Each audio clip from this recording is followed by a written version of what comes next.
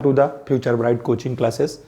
और अब देखते हैं आज हम डायरेक्ट इनडायरेक्ट नरेशन में एक्सक्लामेटरी सेंटेंस को कैसे चेंज करते हैं। हम उनको देखते हैं।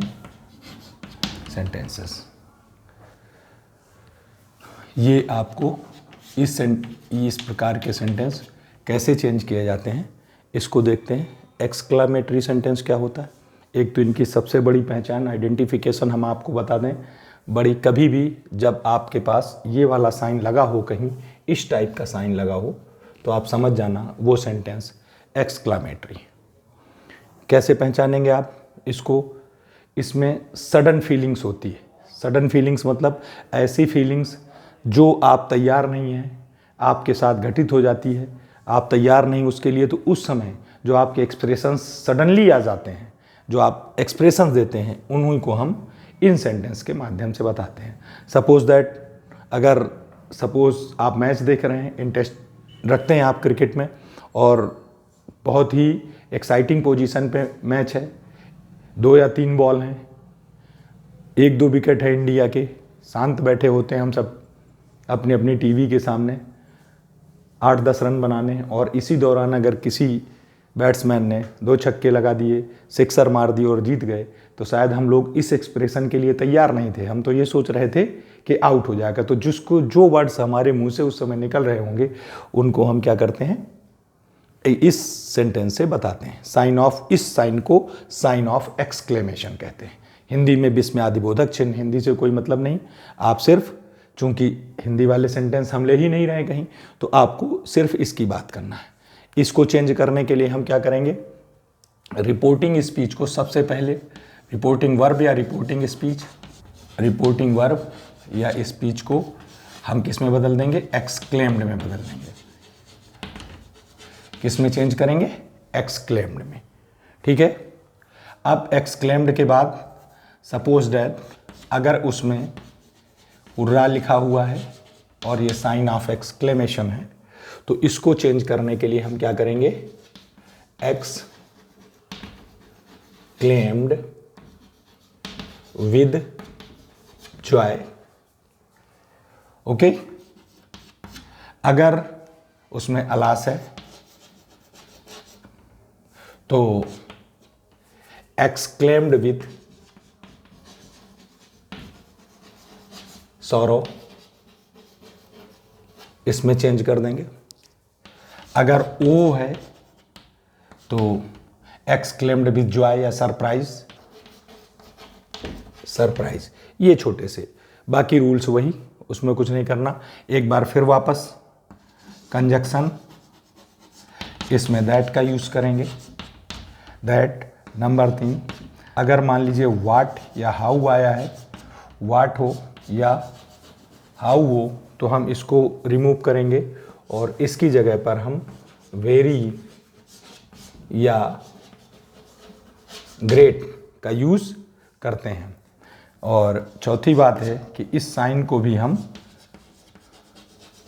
रिमूव कर देते हैं, रिमूव दिस साइन, इसको भी हटा देते हैं।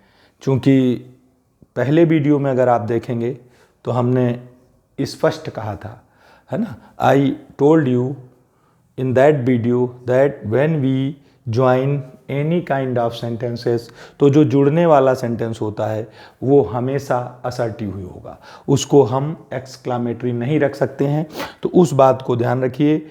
ये इस टाइप के वाट या हाउ, इससे हम एक्सक्लेमेशन को बता रहे होते हैं, इसलिए हम इसको हटा देते हैं। इसकी जगह वेरी या ग्रेट लगाते हैं इनको, और इस साइन को भी हटा देते हैं, और एक्सक्लेमेटरी सेंटेंस को हम असर्टिव सेंटेंस में चेंज कर देते हैं। वो सारे सेंटेंस आपको असर्टिव में ही चेंज करने हैं। Okay, clear.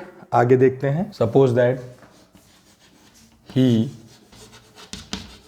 Said to me what a beautiful scene, what a beautiful scene it is, sign of exclamation. Suppose that ये सेंटेंस है, या इतना भी लिख सकते हैं, व्हाट अ ब्यूटीफुल सीन, ये भी हो सकता है। इट इज़ नहीं लिखना है तो आपका उतने में ही काम चल जाएगा। रूल्स पे चले जाते हैं, हम कैसे चेंज करेंगे। He exclaimed me that, the scene से कर लीजिए, इट से कर लीजिए, that it was a very beautiful scene. Okay, he exclaimed me, या सिर्फ सैड होता तो भी आप इसमें तो सिर्फ अगर सैड भी है, ही सैड, तो भी ये टू मी नहीं लगाएंगे, तो भी ही एक्सक्लेम्ड ही होगा, दैट्स लगाएंगे।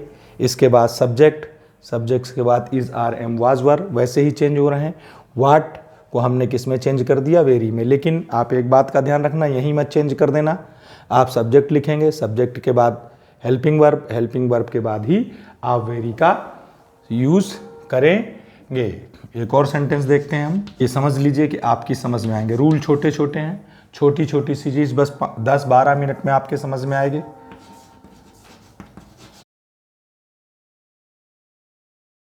ये है, अगर अलास ही इज डेड तो ये हो जाएगा ही एक्सक्लेम्ड विद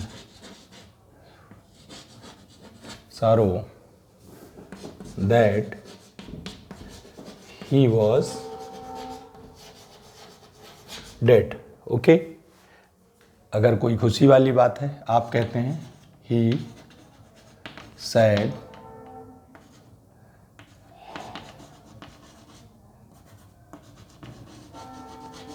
hurrah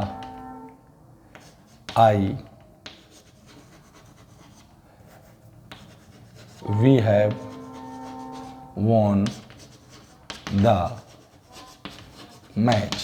तो ये हो जाएगा he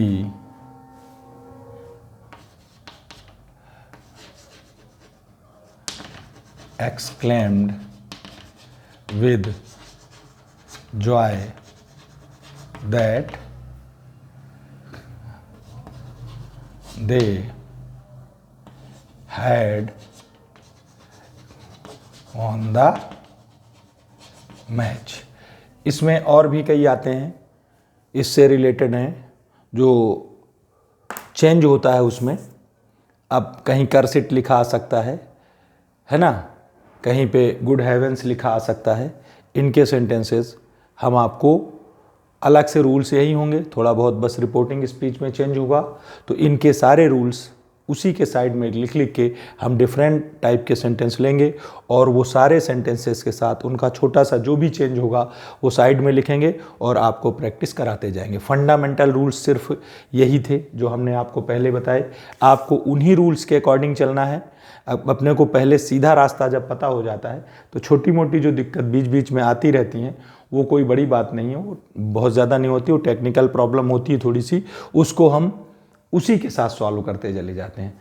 मेरा मकसद हमेशा ये होता है पहले पहले आपके दिमाग में इसके रूल्स अच्छी तरीके से आ जाएं। जब रूल्स आपके सेट हो जाएंगे तो आप छोटे छोटे सेंटेंस बनाने शुरू कर देंगे, उसके बाद बड़े सेंटेंस बनाने लगेंगे और उसके बाद डिफ़िकल्ट सेंटेंस जो आपको लगते हैं डिफ़िकल्ट, कुछ नहीं होता है। अगर आपको आ गया है तो आप आसानी के साथ उसमें छोटा कोई चेंज होगा, कहीं कोई एक वर्ड होगा तो उसके लिए कोई रिपोर्टिंग स्पीच में ऐसा हो जाएगा, कहीं कुछ हो जाएगा, बाकी फंडामेंटली जो होगा वो यही होगा।